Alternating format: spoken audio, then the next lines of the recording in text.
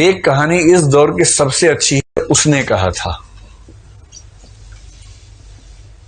किसने कहा था? उसने कहा था।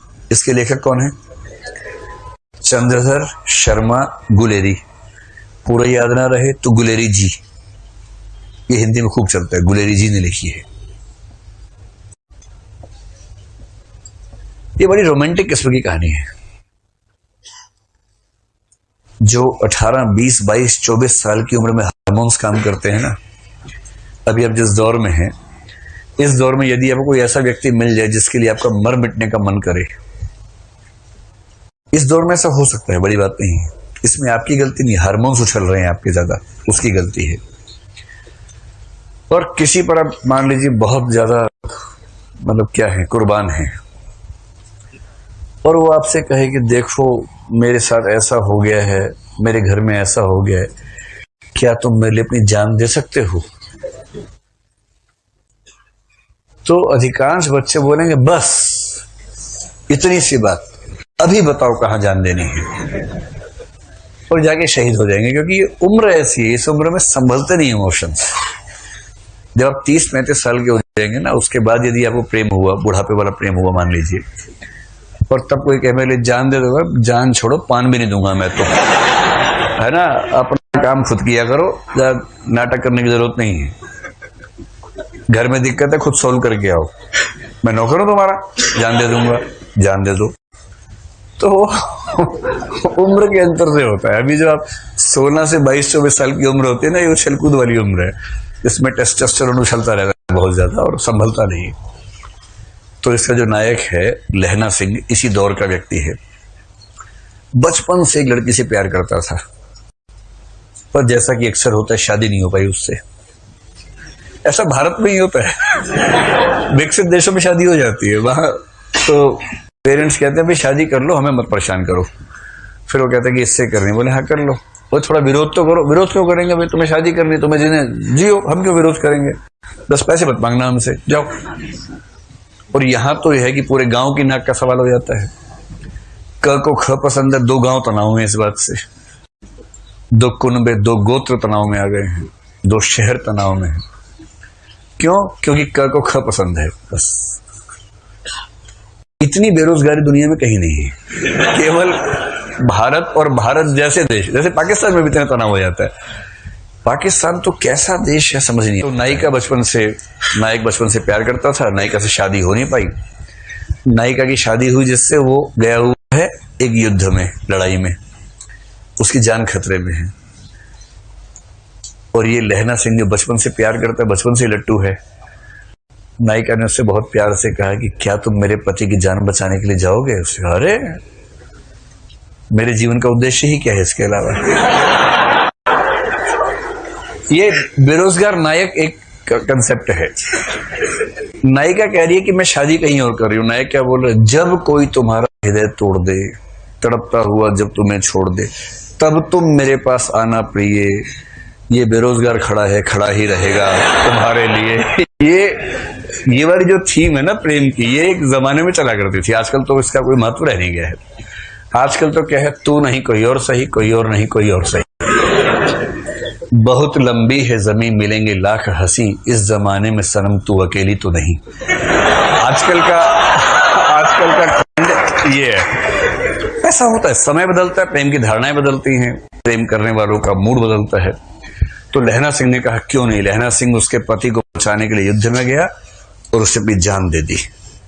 और जान देते हुए उसके मन में एक ही बात है, उसने कहा था, अरे उसने कहा तो जान दे देंगे, उसने कहा था। तो बेरोजगार प्रेमी का जो कंसेप्ट है हमारे समाज में, उस जमाने में इस तरह से दिखता था। जीवन में सीखने के लिए बहुत जरूरी चीज है ये सीखना कि मुझे रिजेक्ट किया जा सकता है। रिजेक्शन को सीखना बहुत जरूरी है। मैं तो कहता हूं बच्चों से भी जो मेरे आसपास हैं कि एक बार रिजेक्शन मिलना बहुत जरूरी है भाई। तुम किसी भी लट्टू बने बने घूमो, उसको बोलो और वो कहे कि I am not interested in you, ये झेलना बहुत जरूरी है। इससे आदमी के पैर जमीन पे रहते हैं। लेकिन इस वजह से रिजेक्ट मत करना दूसरों को कि मैं तो सिखा रही हूं, मैं तो सिखा रहा हूं, ऐसे नहीं है। वो तो अपना फैसला अपने हिसाब से करना चाहिए। लेकिन रिजेक्शन का दर्द, और उस दर्द को अब जैसे किसी ने रिजेक्ट किया, आपके पास तीन तरीके हैं। एक तरीका है आप कहें कि छोड़ूंगा नहीं, अब मैं रात दिन तेरे बारे में ही सोचूंगा, अब मैं सुबह अपने घर से उसी टाइम निकलूंगा जब तू निकलेगी या तू निकलेगा, वहीं वहीं जाऊंगा जहां जहां तू जाएगी या जाएगा। मैं तेरा बॉडीगार्ड हूं, अब से सुबह तेरे पीछे पीछे आऊंगा, शाम तक पीछे पीछे घूमूंगा, क्योंकि मैं बेरोजगार हूं और मेरे दिमाग में इतनी आजादी नहीं है कि मैं कुछ और सोच सकूं जीवन में। मैं तुम्हारा बंधुआ मजदूर हूं, मैं तुम्हारा गुलाम हूं, मैं तुम्हारा स्लेव हूं। और ऐसे मूर्खों ने ऐसे गीत लिखे, जो तुमको हो पसंद वही बात कहेंगे, तुम दिन को अगर रात कहो रात कहेंगे। अजीब बात है भाई, तुम दिन को रात कहो मैं भी रात, मैं गधा हूं कि मैं रात कहूंगा दिन को यार। वही साहिर वाली बात, ले दे के अपने पास एक नजर ही तो है, क्यों देखे जिंदगी को किसी की नजर से, हम अपनी नजर से देखेंगे, क्यों किसी के पीछे पागल होंगे। भाई आपको कोई अच्छा लगा, आपने कहा, उसने मना कर दिया, बात खत्म हो गई। पूरी ग्रेशियसनेस के साथ, पूरी डिग्निटी के साथ रिजेक्शन को एक्सेप्ट कीजिए कि चलिए ठीक है, आपने मुझे मना कर दिया, आई एम सॉरी, आज के बाद मैं कभी आपको परेशान नहीं करूंगा। हाँ, याद रहेगा, और जीवन में कभी मिलेंगे तो मित्र की तरह मिलेंगे, दोस्त की तरह मिलेंगे। ये कह के ईमानदारी से हट जाइए, इसमें क्या दिक्कत है। दूसरा तरीका यह है कि जैसे एक फिल्मी गीत में कहा गया, तुम मुझको न चाहो तो कोई बात नहीं, किसी और को चाहोगी तो मुश्किल होगी। अरे यार, तुम ठेकेदार हो क्या? तुम मुझे नहीं चाह रही, कोई बात नहीं, जिंदगी भर कुंवारे बन के रहो, कुंवारन बन के रहो तो ठीक है, किसी और को चाहा तो मैं नाराज हो जाऊंगा। मैं अलाउद्दीन खिलजी हूं क्या? अजीब हाल है भाई, काहे खिलजी बन के घूम रहे हो? इससे अच्छा क्या है, चलिए कभी आप किसी और के साथ होंगे तो मैं बधाई देने के लिए आऊंगा। अगर आप सच में उससे प्रेम करते हैं, आप तो दरअसल खुद से प्रेम कर रहे थे, आप अपनी ईगो से बाहर निकल नहीं सकते। आप कह रहे हैं कि मुझसे प्रेम नहीं करती, कोई बात नहीं, इतनी आजादी दे रहा हूं, किसी और से किया तो आंख निकाल दूंगा। ये आप इससे प्रेम कर रहे हैं, या इसको वस्तु समझ के कब्जा करना चाह रहे हैं इसके ऊपर? आप ठेकेदार हैं इसके। ये ठेकेदारी अगर मन में आती हो, उसको मन से निकाल दीजिए, एक कायदे का इंसान बनिए। और सबसे अच्छा रास्ता है इग्नोर। किसी ने कहा कि मैं आपको पसंद नहीं करती हूं या नहीं करता हूं, आपने कहा ओके थैंक यू। उससे कहा थैंक यू क्यों? आपने कहा चार रास्ते और खुल गए। अरे क्या हो गया इसमें, क्या हो? और एक बड़ा प्रसिद्ध शेर मेरे नाम से लोगों ने बहुत फैला दिया, तू नहीं कोई और सही। नहीं कोई और सही, मेरा नहीं है वो, मैं तो यहां से सुनता हूं वहां बोल देता हूं, मैं तो इतना ही करता हूं। इसका इस शेर के दो फॉर्म्स हैं, एक फॉर्म दूसरा भी है। अगर तू है हर जाई तो अपना भी ये तौर सही, तू नहीं कोई और सही, कोई और नहीं कोई और। एक तो ये है, ये तो उनके लिए जब कोई हरजाई हो जाए, हरजाई का मतलब बेवफा हो जाए, है ना, ये तो उनके लिए है। अगर वो वाला मामला नहीं है, आपने गुलाब का फूल भेजा और वहां से गोभी का फूल आ गया वापस, इसका मतलब तो मुंह गोभी जैसा करने की जरूरत नहीं है, वहां उस अदा से बोलना, तू नहीं कोई और सही, कोई और नहीं कोई और सही, बहुत लंबी है जमीन, मिलेंगे लाख हंसी, इस जमाने में सनम तू अकेली तो, या फिर तू अकेला तो नहीं। ऐसा थोड़ा ना कि केवल किसी पे होगा, किसी पे भी हो सकता है, दोनों पक्षों पे हो सकता है। इग्नोर करना सीखना है, कोई बात नहीं। और 2 दिन बाद कोई आपसे पूछे, यार तूने काट दिया था, उसने तुझे रिजेक्ट कर दिया, कैसा लगता है? और आप कहें कौन? आपने कहा परसों उसने रिजेक्ट किया। और किसने? उसे नाम बताया। बोले हाँ ऐसा कुछ हुआ तो था शायद। यार डिस्टर्ब मत करो, I am in relationship with someone else. मतलब है क्या टेंशन लेनी है। वही व्यक्ति सामने से आ गया, उसने कहा आप कैसे हैं? आपने मैं तो ठीक ही रहता हूं। अब क्या होता है? अब और तब क्या होता है? नहीं मैंने 2 दिन पहले आपको मना किया था। आप हैं कौन? अच्छा हाँ चेहरा देखा वो लग रहा है। लोड नहीं लेना है एकदम जिंदगी में, इग्नोर करना है। और दूसरे लोग आपके बारे में 4 बुरी बातें बोले, टेंशन मत लो। मेरा तो तकिया कलम हमेशा से है, दूसरे मेरे बारे में क्या सोचते हैं, अगर ये भी मैं सोचूंगा तो वो क्या सोचेंगे, सोचने दो। कम से कम सोच तो रहे मेरे बारे में, तुम्हारे बारे में सोच भी नहीं रहे। अगर कोई बोले ना कि तेरे बारे में ऐसे बात चल रही थी, अरे बात तो चल रही थी, तेरे बारे में तो बात भी नहीं चलती भाई, मेरे बारे में बात चलती है। आप मुझे प्यार करो, नफरत करो, इग्नोर नहीं कर सकते, ये क्या छोटी बात है। मतलब खुश रहने की वजहें ढूंढनी पड़ेंगी जिंदगी में, वो कोई आपको देगा नहीं। और जिसने इग्नोर करना सीख लिया उसकी जिंदगी बड़ी आसान है। अपने इमोशंस को मैनेज करना अगर सीख लिया, इमोशंस को मैनेज करने का मतलब क्या है, मैनेजमेंट ऑफ इमोशंस का मतलब क्या है, जब जब डीमोटिवेटेड हो खुद को मोटिवेट करने की क्षमता। मोटिवेशन के लिए ये नहीं करना कि ठेकेदार ढूंढ रहे हो बाहर जाके, जी मुझे मोटिवेट कर दो प्लीज। कुछ मोटिवेशन के ठेकेदार होते हैं, वो आपके अंदर पंप से हवा भरेंगे, आप गुब्बारा बन के उड़ेंगे, आपको लगता है सारा जहान मेरा है। तब तक हीलियम निकल गई, वो गैस निकल गई, हवा निकल गई, उसका धम से नीचे आते हैं। वो जो मोटिवेशन है 2 घंटे वाला, वो काम नहीं आता जिंदगी में। वो केवल इंजेक्शन की तरह है कि बहुत परेशान है, इंजेक्शन लगाया ठीक हो गया, थोड़ा सा दौड़ रहे हैं, ग्लूकोज खा लिया, तुरंत थोड़ा शुगर लेवल ठीक हुआ, उतना ठीक है। अंत में तो आपको खुद को खुद मोटिवेट करने की क्षमता डेवलप करनी पड़ेगी, और वो इमोशनल इंटेलिजेंस से आती है।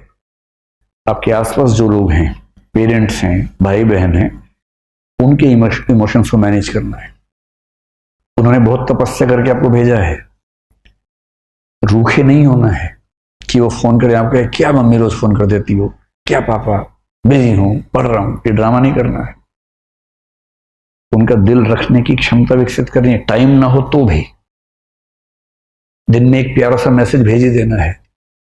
याद न भी है तो भी लिख के भेजना। बहुत याद आती है मम्मी आपकी। मम्मी तो उसी में 4 दिन निकाल देंगे उसके बाद खुश होकर। और मम्मी खुश है तो आपको क्या टेंशन है भाई, उन्हें खुश करो थोड़ा सा। भाई बहन है, हफ्ते में और बात कर लीजिए, कह दीजिए कि यार यहाँ बहुत लोग हैं पर जो मजा तेरे साथ आता था ना यार, वो नहीं आता।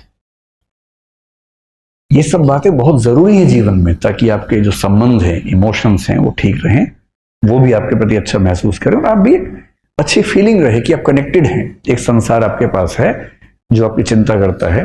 और यदि आप इन सब चीजों को मैनेज कर पाएंगे, देखिए नरेंद्र मोदी हो, अरविंद केजरीवाल हो, या जो भी सफल लोग हैं, या महात्मा गांधी हो मान लीजिए, अगर कोई मुझसे पूछे कि ये लोग सफल क्यों हुए इतना ज्यादा, ईमानदारी से बताइए। महात्मा गांधी, नरेंद्र मोदी, अरविंद केजरीवाल और प्रसिद्ध नेता ममता बनर्जी मान लीजिए, अगर इन सबको हम कैट के टेस्ट में बिठाएं, मैनेजमेंट का जो होता है ना, कैट सुना होगा आपने, क्या गारंटी है कि इनका स्कोर बहुत ऊंचा आएगा? शायद ना आए। अरविंद केजरीवाल क्योंकि इंजीनियर हैं, शायद थोड़ा सा ऊंचा आ जाए क्योंकि उनकी बैकग्राउंड वो है। लेकिन बहुत सारे नेता हैं जो ऐसा नहीं लेके आएंगे। महेंद्र सिंह धोनी का शायद नहीं आएगा, मेसी का नहीं आएगा, शायद लायनल मेसी का नहीं आएगा। पर ये लोग सफल तो है ना बहुत ज्यादा। इन व्यक्तियों की सफलता का सबसे बड़ा कारण मुख्य रूप से महात्मा गांधी हैं, मोदी जी हैं, केजरीवाल जी हैं, ये सब जो हैं, उनके अंदर ये क्षमता बहुत ज्यादा है कि वो समाज के इमोशंस को समझना, उसको अपने हिसाब से रेगुलेट कर पाना, इस क्षमता से भरे हुए लोग हैं। उन्हें पता है कि मंच पर क्या बोलने से पूरी भीड़ उनके पक्ष में खड़ी हो जाएगी। क्या पहनूं, किसी इलाके में जाके वैसी वेशभूषा पहन लेना, ये ऐसे नहीं होता है। ये महसूस करवाना कि हम और आप एक ही हैं। मतलब डोनाल्ड ट्रंप भारत में आके नमस्ते सबको बोल रहे थे। क्यों बोल रहे थे नमस्ते? विवेकानंद का नाम उनसे नहीं बोला गया, लेकिन कोशिश की, भरपूर कोशिश की बोलने की। क्यों कर रहे थे सब? ताकि यहां के लोगों को लगे कि ये आदमी हमसे जुड़ा हुआ है, ये कनेक्ट है। क्यों व्हाइट हाउस में दिवाली मना रहे हैं आजकल? ताकि वो कनेक्ट महसूस हो। और अब डीएम बनने के बाद, और ये लोग पीएम सीएम बनने के बाद, एक आदमी 140 करोड़ से कैसे कनेक्ट करेगा? तो प्रतीक गढ़ने पड़ते हैं, सिंबल्स गढ़ने पड़ते हैं, और उन सिंबल्स के माध्यम से उस सबके साथ कनेक्शन जोड़ता है। महात्मा गांधी को क्या जरूरत थी ये कहने की कि मैं शरीर के ऊपरी हिस्से पर वस्त्र नहीं पहनूंगा? आपने उनकी जितनी तस्वीरें देखी होंगी केवल धोती में देखा होगा। क्यों? क्योंकि जिस देश में लगभग सब लोग गरीब हों, उस देश की जनता को ये कैसे समझाए, एक ऐसा लड़का जो इंग्लैंड से वकालत पढ़ के आया हो, वो कैसे समझाए कि मैं अपने से एक हूं। और उसने कहा कि मैं कपड़े उतने ही पहनूंगा जितने इस देश का आम आदमी पहन सकता है। ये इमोशनल इंटेलिजेंस का चरम उदाहरण है।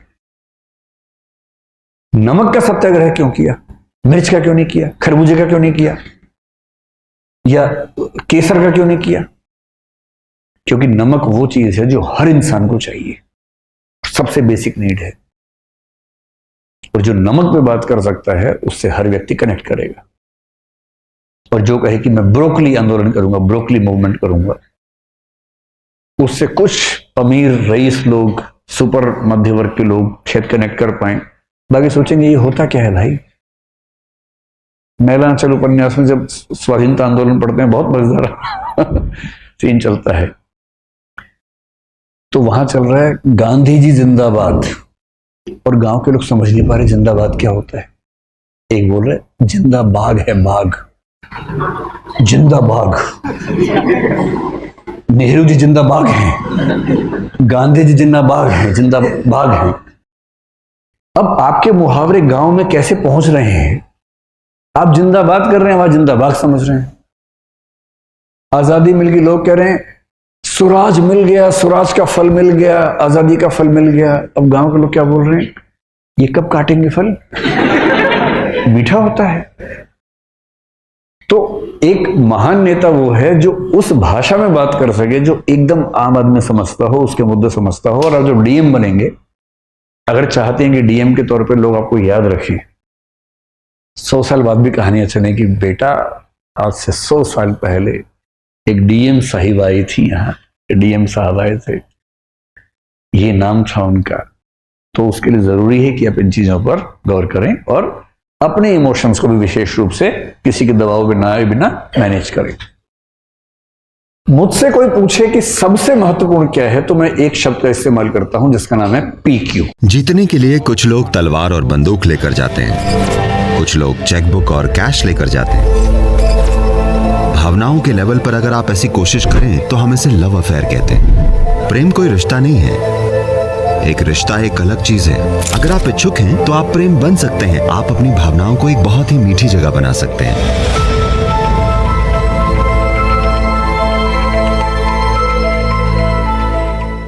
कुछ टीचर, कुछ गुरु, कुछ गाइड कहेंगे आप प्रेम कर सकते हैं पर आपको अटैच नहीं होना चाहिए। आप प्रेम कर सकते हैं पर शर्तें नहीं होनी चाहिए। तो इसके कई वर्जन्स हैं, मैं बस इसे समझना चाहती हूँ ताकि आप बार बार मेरे पास आती रहें। इसका एक आसान तरीका यह है कि आपको कुछ ऐसा बता दिया जाए जो आप ना कर सकें।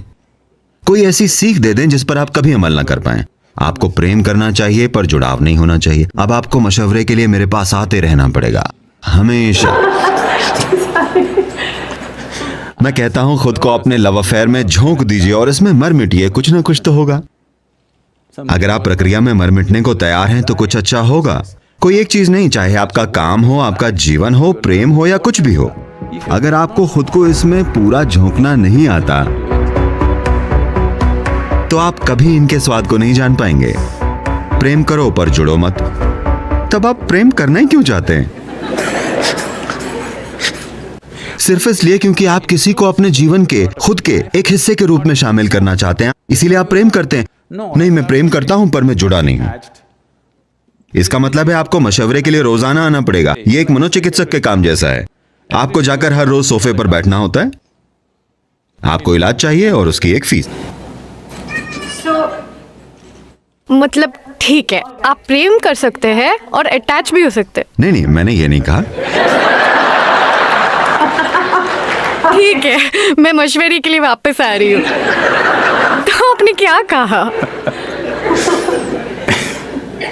देखिए, मैंने बस ये कहा, एक इंसान में प्रेम की ये जरूरत क्या है आपको समझना होगा।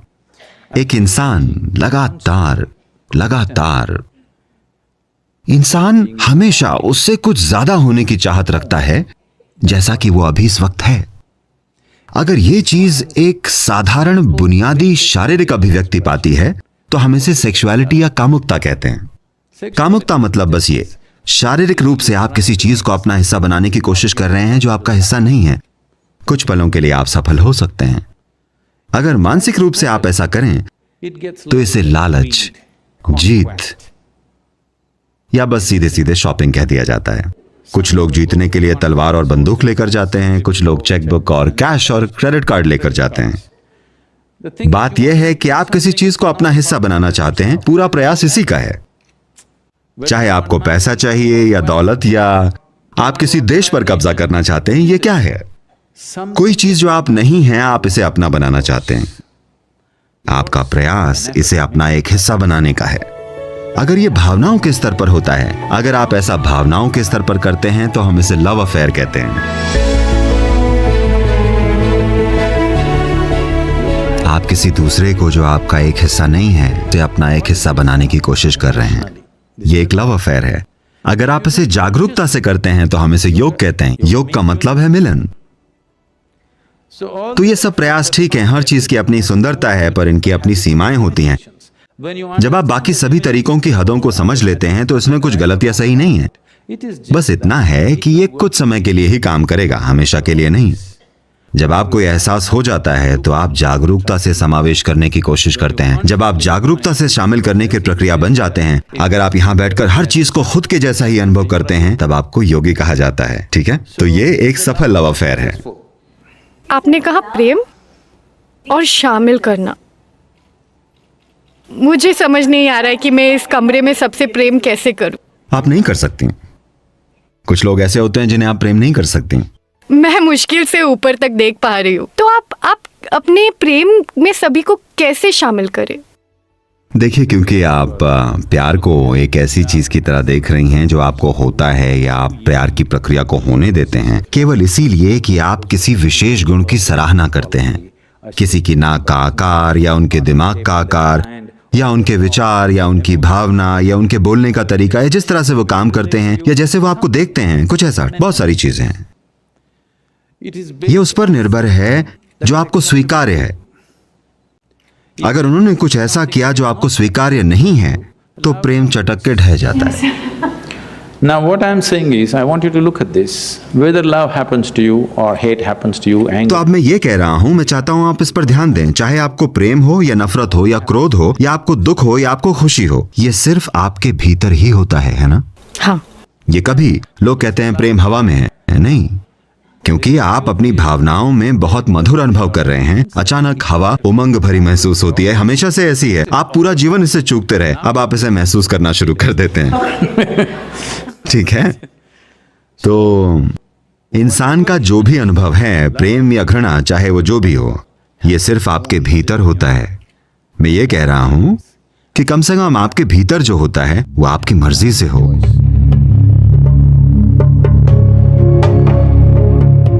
आपको इसे जागरूकता से करना चाहिए। अगर आपका अनुभव या आपके भीतर जो हो रहा है वो आपकी मर्जी से हो रहा है तो क्या समस्या है? ये सिर्फ आपके भीतर होता है। प्रेम कोई रिश्ता नहीं है, रिश्ता एक अलग चीज है। प्रेम आपकी भावनाओं की एक मिठास है। चाहे आप एक पेड़ को देखें, या एक कुत्ते को, आदमी को, औरत को, या बच्चे को, या बस आसमान को देखें, आप इसे प्रेम पूर्वक क्यों नहीं देख सकती? क्योंकि यह आसमान से प्रेम करने की बात नहीं है, यह आपकी भावनाओं में मिठास होने की बात है। If your emotions are sweet, whatever you look at it in a certain way. अगर आपकी भावनाएं मधुर हैं तो आप जो भी देखेंगे एक खास तरीके से देखेंगे। इस तरह आप में बुरी भावनाएं हैं तो आप जो भी देखेंगे उसे एक अलग तरीके से देखते हैं। तो आपने प्रेम को हमेशा किसी से जोड़ा है। ना ना ना, ये किसी और के बारे में नहीं है। प्रेम कोई करने वाली चीज नहीं है, ये कुछ ऐसा है जो आप बन सकते हैं। अगर आप इच्छुक हैं तो आप प्रेम बन सकते हैं। आप अपनी भावनाओं को एक बहुत ही मधुर जगह बना सकते हैं। अगर आप अपने शरीर को बहुत मधुर बना दें तो ये सुख बन जाता है। अगर आप यहां बैठें, यहां बैठकर सांस लेना ही एक बहुत बड़ा सुख हो सकता है। हम लोगों को यही तो सिखा रहे हैं। अगर आप बैठे, मैं आपको लाखों लोग ऐसे दिखाऊंगा, अगर वो अपनी आंखें बंद कर बैठे तो आनंद के आंसू ऐसे ही बहेंगे। कुछ नहीं, बस अपनी आंखें बंद किए हुए वो आनंद में हैं। उनके शरीर की हर कोशिका से आनंद बह रहा है, क्योंकि शरीर इतना मधुर बन गया है। अगर आपका मन मधुर हो जाए तो हम इसे खुशी कहते हैं। अगर आपकी भावनाएं मधुर बन जाएं तो हम इसे प्रेम कहते हैं। अगर आपकी जीवन ऊर्जाएं ही मधुर बन जाएं तो हम इसे आनंद कहते हैं या परमानंद कहते हैं। अगर आपके आसपास का माहौल मधुर हो जाए तो हम इसे सफलता कहते हैं। अब आप किसी के साथ अपनी सफलता को प्रेम कह रहे हैं, ये एक गलती है। आपकी किसी के साथ सफलता की कहानी है, यानी आपने अपने और मान लीजिए आपके आसपास 5-10 लोगों के बीच आपने मधुरता बनाई है, आप इसे प्रेम कह रहे हैं। नहीं, असल में ये एक सफलता है, क्योंकि इसमें बहुत सारे मैनेजमेंट की जरूरत होती है। हाँ होती है। हाँ या ना? हाँ होती है। हाँ, पर आपको प्रेममय होने के लिए कोई मैनेजमेंट नहीं चाहिए। अगर आप बस अपनी भावनाओं को मधुर बना लें, आपकी भावनाएं मधुर हैं और ऐसे रहना सुंदर है, ये किसी और के बारे में नहीं है। अगर कोई आता है हम शेयर करेंगे, अगर कोई नहीं आता तो आप बस यहाँ आंखें बंद करके बैठ सकते हैं और फिर भी प्रेममय रह सकते हैं। दिक्कत क्या है? ये किसी और के बारे में नहीं है, ये कोई काम नहीं है, ये कुछ ऐसा नहीं है जो आप करते हैं, ये कुछ ऐसा है जो आप बन सकते हैं।